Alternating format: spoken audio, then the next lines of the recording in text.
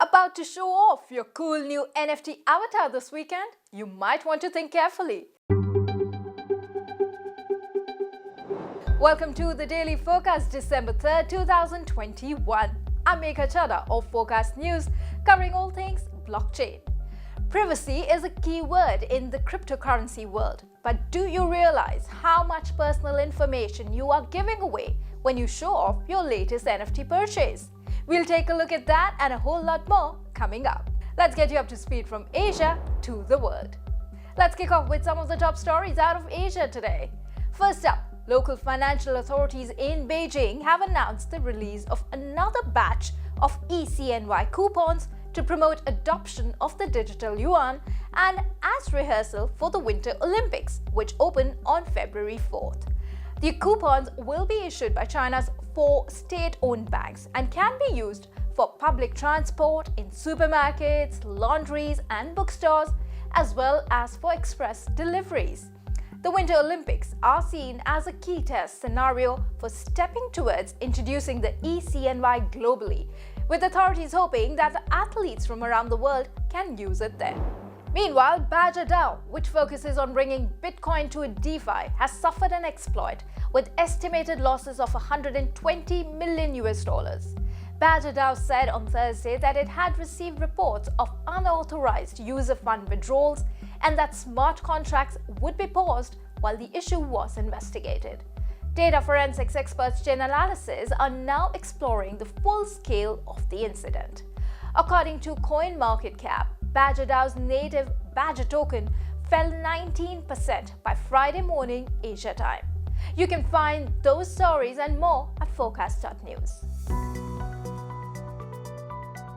Shifting gears now as we enter the world of disintermediation, where we explore how disruption has created new rules of engagement, so how to navigate.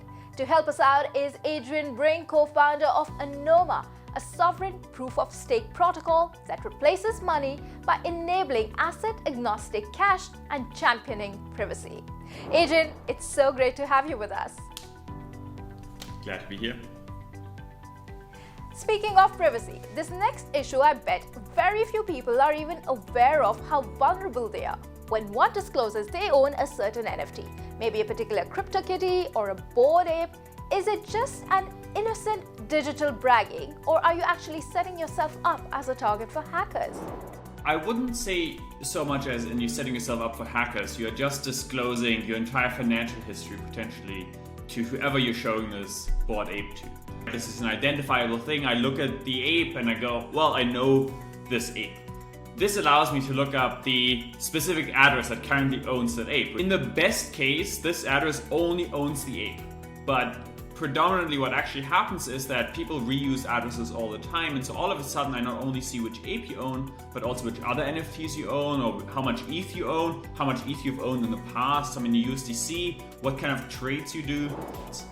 So how do you make these purchases more secure and frankly keep them anonymous, the way most people believe cryptocurrency is supposed to be? No one should ever believe that cryptocurrencies are anonymous, because currently they aren't.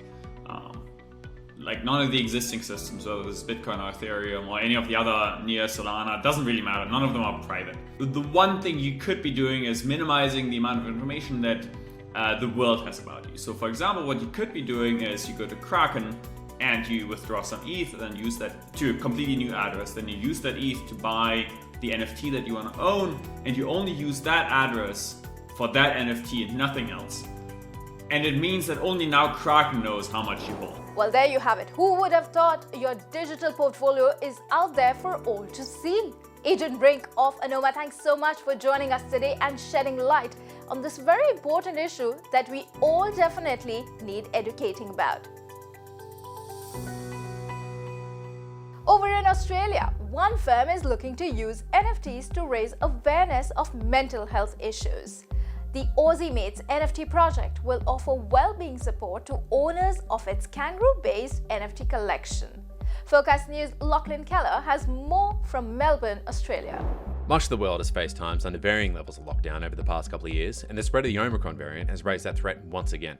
Australia's pandemic regimes have been particularly strict. As of October, Melbourne holds the world record for the most time spent in lockdown, a total of 262 days. And globally, collective mental health has been severely impacted, with the OECD reporting that the prevalence of anxiety, depression, and mental distress has doubled in some countries. AussieMates is aiming to raise both awareness and funds to address the issue with its Down Under themed NFT series in partnership with mental health nonprofit Livin'. The collection of 10,000 unique kangaroo NFTs, inspired by elements of Australian culture, is to go on sale early next year.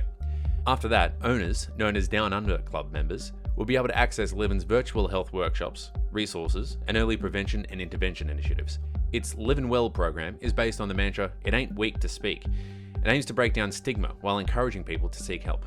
According to EY, 79% of participants in the program said it helped them make positive changes to their well-being. For Forecast News, I'm Lachlan Keller from Melbourne, Australia. And that's the Daily Forecast from our vantage point right here in Asia. Hit like, hit subscribe, appreciate it always. Help us reach our goal to reach more of you. For more, visit forecast.news. I'm Megha Chaddah. Until next time.